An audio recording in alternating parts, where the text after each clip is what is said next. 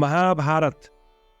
इंद्र सहित देवताओं का भगवान विष्णु की शरण में जाना और इंद्र का उनके आज्ञा अनुसार वृत्रासुर से संधि करके अवसर पाकर उसे मारना एवं ब्रह्म हत्या के भय से जल में छिपना। अध्याय 10। इंद्र बोले, देवताओं, वृत्रासुर ने इस संपूर्ण जगत को आक्रांत कर लिया है। इसके योग्य कोई ऐसा अस्त्र शस्त्र नहीं है जो इसका विनाश कर सके। पहले मैं सब प्रकार से सामर्थ्यशाली था, किंतु इस समय असमर्थ हो गया हूँ। आप लोगों का कल्याण हो, बताइए कैसे क्या काम करना चाहिए। मुझे तो वृत्रासुर दुर्जय प्रतीत हो रहा है। वह तेजस्वी महाकाय है, युद्ध में उसके बल पराक्रम की कोई सीमा नहीं। वह चाहे तो देवता, असुर, मनुष्यों सहित संपूर्ण त्रिलोकी को अपना ग्रास बना सकता है। अतः देवताओं, इस विषय में मेरे इस निश्चय को सुनो। हम लोग भगवान विष्णु के धाम में चलें और उन परमात्मा से मिलकर उन्हीं से सलाह करके उस दुरात्मा के वध का उपाय जाने। शल्य बोले, राजन, इंद्र के ऐसा कहने पर ऋषियों सहित संपूर्ण देवता, सबके शरणदाता अत्यंत बलशाली भगवान विष्णु की शरण में गए। वे सब के सब वृत्रासुर के भय से पीड़ित थे।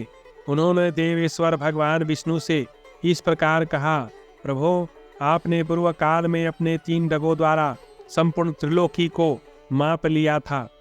विष्णु, आपने ही मोहिनी अवतार धारण करके दैत्यों के हाथ से अमृत छीना एवं युद्ध में उन सब का संहार किया तथा महादैत्य बलि को बांधकर इंद्र को देवताओं का राजा बनाया। आप ही संपूर्ण देवताओं के स्वामी हैं। आपसे ही ये समस्त चराचर जगत व्याप्त है। महादेव, आप ही अखिल विश्व वंदित देवता हैं। श्रेष्ठ, आप इंद्र सहित संपूर्ण देवताओं के आश्रय हो। और असुर सूदन वृत्रासुर ने इस संपूर्ण जगत को आक्रांत कर लिया है। भगवान विष्णु बोले, देवताओं, मुझे तुम लोगों का उत्तम हित अवश्य करना है। अतः तुम सबको एक उपाय बताऊंगा जिससे वृत्रासुर का अंत होगा। तुम लोग ऋषियों गंधर्वों के साथ वहीं जाओ जहाँ विश्वरूपधारी वृत्रासुर विद्यमान है। तुम लोग उसके साथ संधि कर लो, तभी उसे जीत सकोगे। देवताओं, मेरे तेज से इंद्र की विजय होगी। मैं इनके उत्तम आयुध वज्र में अदृश्य भाव से प्रवेश करूंगा। देवेश्वर गण, तुम लोग ऋषियों तथा गंधर्वों के साथ जाओ और इंद्र के साथ वृत्रासुर की संधि कराओ, इसमें विलंब न करो।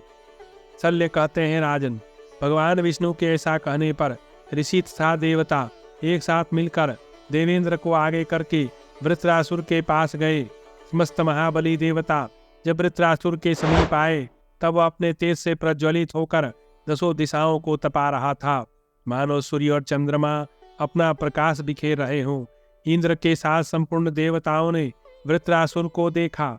वह ऐसा जान पड़ता था मानो तीनों लोकों को अपना ग्रास बना लेगा।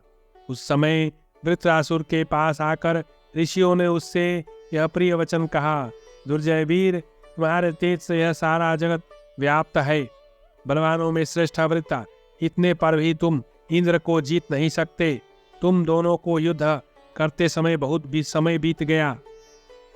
देवता, असुर तथा मनुष्यों सहित सारी प्रजा इस युद्ध से पीड़ित है।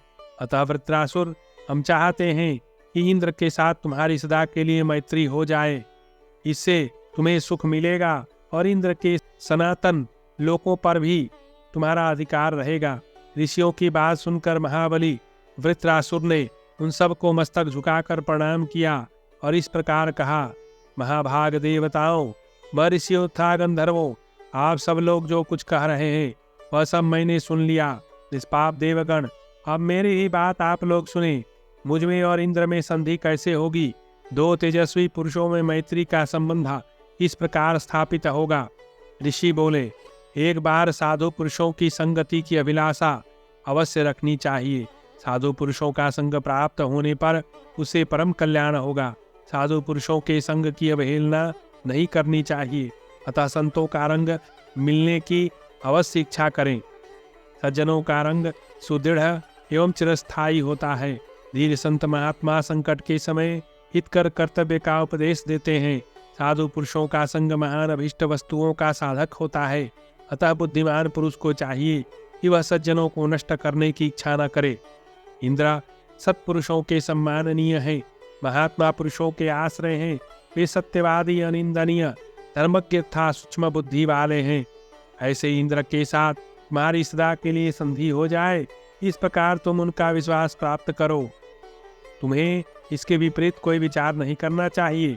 शल्य कहते हैं, राजन, महर्षियों की बात सुनकर महातेजस्वी वृत्त ने उनसे कहा, भगवान, आप जैसे तपस्वी महात्मा अवश्य ही मेरे लिए सम्माननीय हैं।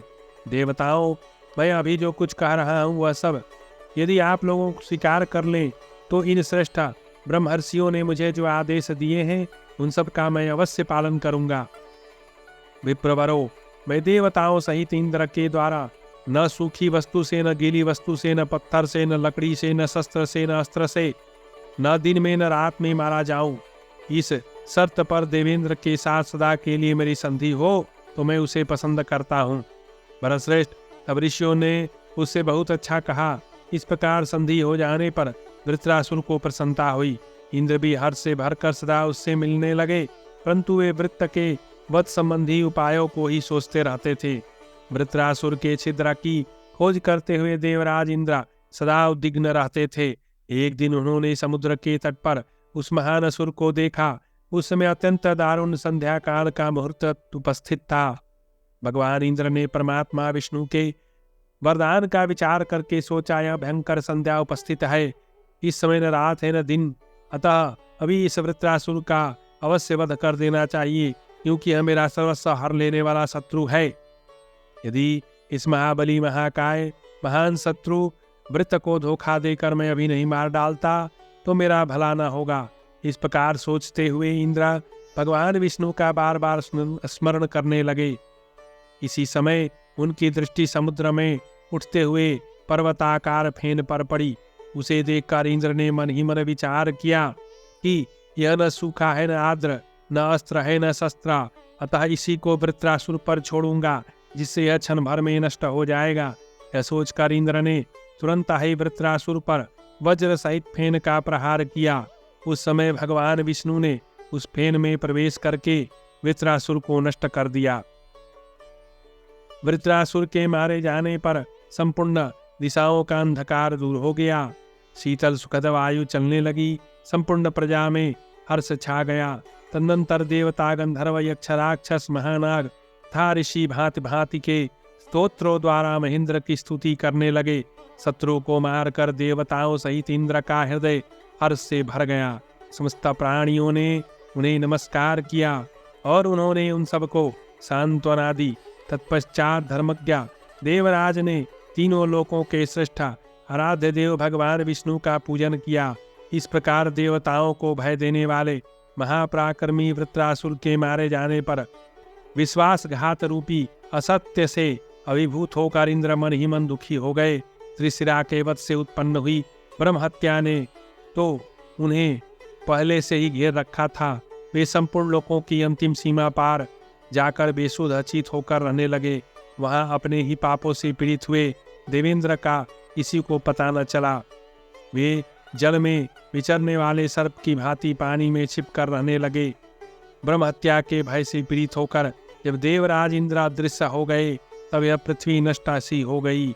वहां के वृक्ष उजड़ गए, जंगल सूख गए, नदियों का स्रोत छिन्न भिन्न हो गया, सरोवरों का जल सूख गया।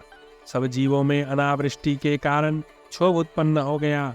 देवता था संपूर्ण महर्षि भी अत्यंत भयभीत हो गए। संपूर्ण जगत में अराजकता के कारण भारी उपद्रव होने लगा।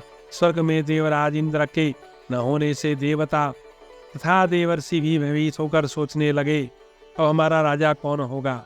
देवताओं में से कोई भी स्वर्ग का राजा बनने का विचार नहीं करता था। इस प्रकार श्री महाभारत उद्योग पर्व के अंतर्गत सेनोद्योग पर्व में पृथ्ववध के प्रसंग में इंद्र विजय विषयक 10वां अध्याय पूरा हुआ।